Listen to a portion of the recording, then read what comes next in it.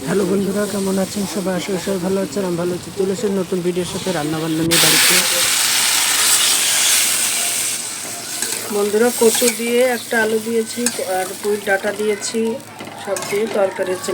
মাছ ভেজে তুলে রেখেছি।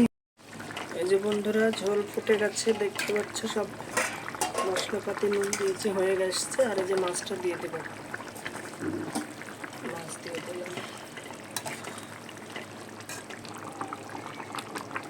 আমি রান্না করছি বন্ধুরা। রান্না কমপ্লিট হয়ে গেছে। ধনে পাতা ছড়িয়ে দেব, হয়ে গেছে। এবার নামিয়ে নেব। যে বন্ধুরা, রান্নাটা কমপ্লিট হয়ে গেছে আমার। যদি ভালো লাগে লাইক কমেন্ট করে দিও, শেয়ার করে দিও, পাশে থাকো, সাথে থাকো। আর মাছটা পেঁয়াজ দিয়ে রসুন দিয়ে সব দিয়েছি, মশলাপাতি জানো।